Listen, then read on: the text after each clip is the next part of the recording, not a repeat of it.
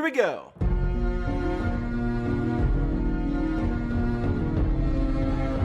The episode begins in the middle of a battle. We're not wasting any time this episode. A bunch of ships are shooting fiery cannonballs at the city where Legolas Queen is. Peter Dinklage tells Legolas Queen that the old slave owners are attacking the city because they're mad about her freeing the slaves. Legolas Queen says that she wants to kill every slave owner and burn their cities to the ground, which, I mean, is fair, and Peter Dinklage tells her not to do that or she'll kill a bunch of innocent people in the process. Then we cut outside to Peter Dinklage telling these guys, who must be the leaders of the slave owners, that they need to discuss the terms of their surrender. When this slave owner leader says that he wants all the slaves to be sold back into slavery again, Legolas Queen is like, no, not our surrender, your surrender. And then one of her dragons shows up and she hops on it. She flies away, and then we see her other two dragons bust out from underneath a pyramid. What were they doing in there? Silly dragons, pyramids are for pharaohs. A bunch of Sons of the Harpy are outside killing people when a huge group of muscular long-haired men come running up, led by Leatherboy. Then Legolas Queen rides her dragons right over the ships and has her dragons set them all on fire. Did these people just not realize that Legolas Queen has dragon sons that can easily kill everybody? Like, what made those slave owner guys seem so confident? The woman has dragons! We cut back to Peter Dinklage telling these three slave owner fellas that one of them must die for breaking their pact. So, welcome to Who's Gonna Die, the only game show where somebody dies. Now let's meet our three lovely contestants. Contestant number one is Mr. Bangs. He has a haircut that says, I'm a little boy with bangs, but a face that says, I'm a 40-year-old man with 3 daughters who hate me. Contestant number two is, oh, come on, horny dude. Horny dude kills both of the other guys and lets Mr. Bangs live. We cut to Bastard King and Red-Haired Queen talking to Angry Eyes. Angry Eyes still thinks that Red-Haired Queen is his wife, as if her jumping off of a castle to escape him wasn't a big enough hint that she wants out of their relationship. Angry Eyes thinks that he's the king of the north, and he tells Bastard King to kneel before him. Bastard King says there's no reason for them to have a battle, and instead they should just fight one-on-one to decide who the true king of the north is. Also, what is Redbeard doing here? When did he stop hating Bastard King? Angry Eyes admits that he probably can't beat Bastard King one-on-one, so he'd rather just have a normal battle because he has more men. Angry Eyes then says that if Bastard King doesn't surrender, he'll kill his brother, and then he tosses a wolf head on the ground to prove that they have him. So he must have the youngest Stark boy, because Weird Raven Kid's wolf is white, not black like this decapitated head. I honestly had no idea that the youngest Stark kid would live this far into the series.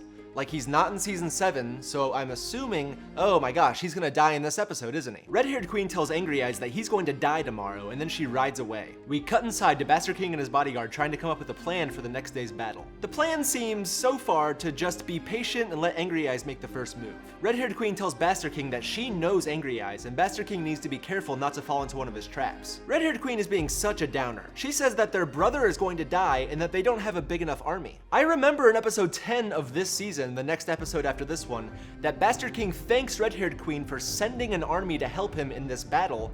So how does she pull that off? We cut outside to Redbeard talking to Bastard King's bodyguard. Bastard King's bodyguard ended up being one of my least accurate nicknames I've ever come up with, but I'm glad he's finally with Bastard King in this episode. It seems like Bastard King has the wildlings fighting for him, and that's why Redbeard is here. We cut to Bastard King talking to a woman with red hair inside of her tent. These two almost hooked up last season, and the sexual tension in this tent is palpable. Bastard King tells woman with red hair not to resurrect him if he dies again. Last time he died in the season 5 finale, I think she resurrected him, but now I guess Bastard King is just ready to die. We cut back outside to Bastard King's bodyguard. He's digging through some rubble and he finds a small deer figurine. Oh, I've seen this thing before. In episode 10 of this season, Bastard King's bodyguard gets mad at woman with red hair for burning a princess alive and shows her this deer. So he figured all that out just now when he found this deer in the rubble. We cut to Peter Dinklage talking to Green-Eyed Guy and his sister. Green-Eyed Guy has brought 100 ships to Legolas Queen's army, and in return, he wants Legolas Queen's support for Green-Eyed Guy's sister to take the Iron Islands back from their mean uncle. Legolas Queen agrees to form the alliance, and when she goes to shake Green-Eyed Guy's sister's hand, her depth perception is slightly off and she misses. We cut outside and it's battling time. Also, Angry Eye's dad must be dead at this point, right? Hopefully, young sad girl killed him like she killed Filch. Angry Eyes brings out a kid and oh my gosh, that's the youngest Stark boy. He's so old now. Angry Eyes asks him if he wants to play a game, so if you ever wondered what the bad guy from Saw looked like under his mask, it's Angry Eyes. Angry Eyes cuts the ropes around the youngest Stark child's wrists and tells him to run to Bastard King. He starts running and then Angry Eyes pulls out a bow and arrow. He shoots but misses his first shot. Bastard King jumps on his horse and runs out towards his brother. Here's a question. Why on earth is the youngest Stark child running perfectly straight? great. Do some zigzags or something. Try to make it at least slightly difficult for Angry Eyes. And then, just as Bastard King gets close to grabbing his brother, an arrow nails him and kills him. Is that a big deal?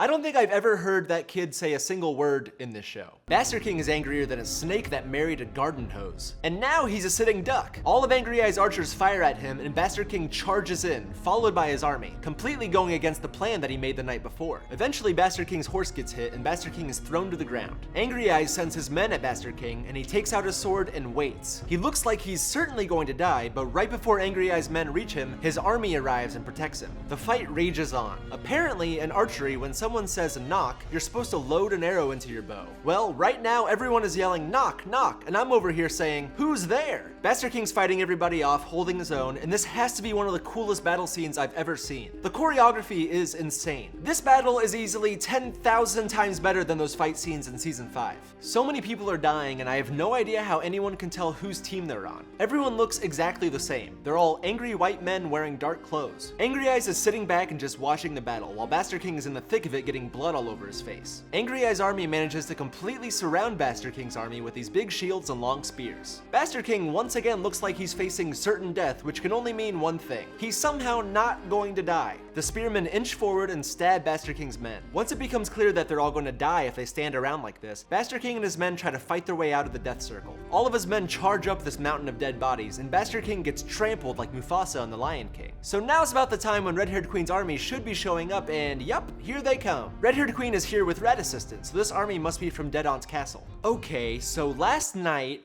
Red-Haired Queen and Bastard King were together. They were talking about their plan to fight against Angry Eyes. Now, it's like, what, 10 hours later, and somehow Red-Haired Queen rode a horse to Dead Aunt's castle, rallied all of the troops, and rode back with an army to this battle? Where is this battle taking place? Is it like next door to Dead Aunt's castle? Because that would make sense. I need a map. Bastard King emerges from the battle and sets his sights on Angry Eyes, who runs away. What? Now we're at Winterfell? Where did that battle just happen? So we're nowhere near Dead Aunt's castle right now, right? We're at Winterfell.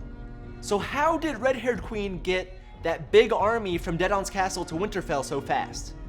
Did she send a raven like 3 weeks ago that was like, hey, Rat Assistant, go ahead and get that huge army and have them show up at 11:45 on this day, 3 weeks from now?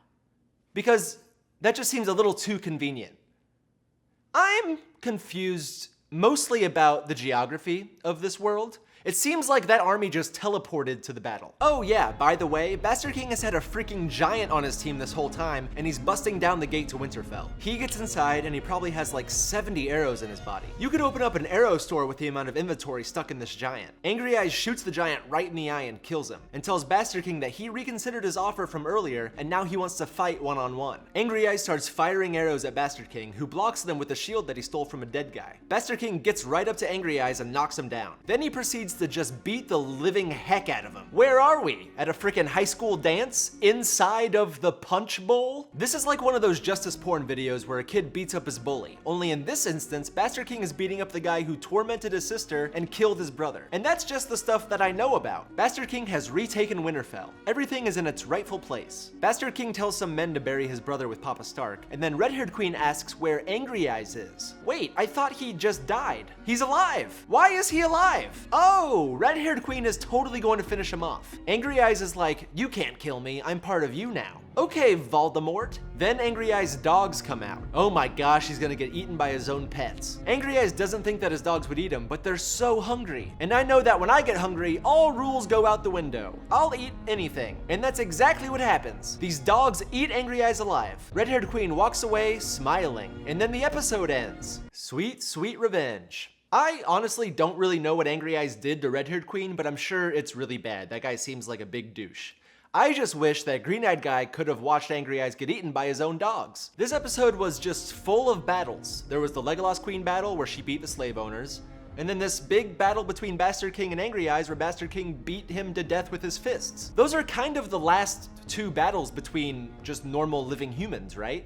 Because in season 7, it's all alive people versus dead people. Last week, I got to see Jeffrey die, which was awesome because I hate Jeffrey. And this week, I got to see Angry Eyes die, which was cool.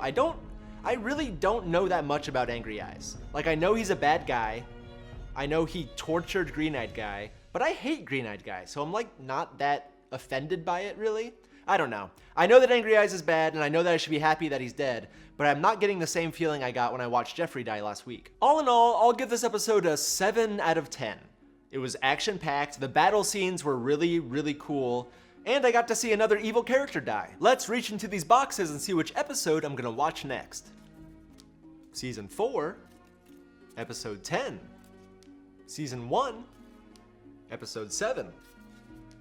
Season 2, Episode 1.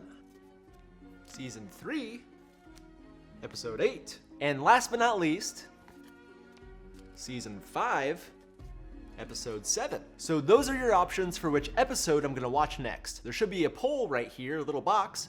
Go ahead and click on that and vote for the next episode you'd like me to watch. Here's a graphic to show you which episodes I've already seen to help you make your decision. Some of you have been really nice to me and have supported me on Patreon, so it's time to do the shoutouts. You know, the thing that you really watch the video for? All right, let's get started. Marcus Sansariq.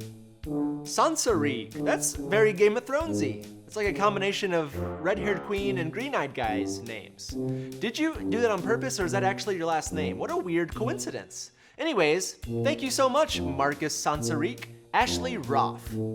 Roth, I actually just started a Roth IRA. Are you guys proud of me? I'm opening a retirement fund. I'm thinking about the future, even though with the amount that I work, I probably won't live to be 60. That got really dark. Okay, thank you so much, Ashley. Elizabeth Winkleman. Winkleman's a cool last name. Winkleman. Hey, it's better to be a Winkleman than to be a wrinkled man. Elizabeth, thank you for supporting me, and I really apologize for what I just said to you. Alex A. Just A, no last name. What if your last name is Alex? So your name is Alex. And then, what if your middle name is also Alex? So your name is Alex. That'd be cruel parenting. Anyways, Alex, I hope that's your name, and thank you so much for the support. Dorian Hookah. Hookah? Are you the inventor of hookah? Dorian, if you're the inventor of hookah, you can afford to give me more than $5 a month. I'm kidding, Dorian. I'm not pressuring you into doing anything. You don't have to give me any money. I'm just glad to have you as a supporter. Thank you so much, Dorian. If you want to support me on Patreon, there's a link in the description below, and I'm going to put a button at the end of the video. A big old button. I don't know why I said it like that. I have a migraine right now, and it's a Friday night. I should be socializing with my friends, but instead I'm sitting alone in an office making you this video. And I'm not saying this so that you feel bad for me. I'm saying this so that you know I do this because I know you guys enjoy watching the videos, I enjoy making them, and the Patreon money really kind of incentivizes me to continue with these Friday nights of me not hanging out with friends. Okay, bye!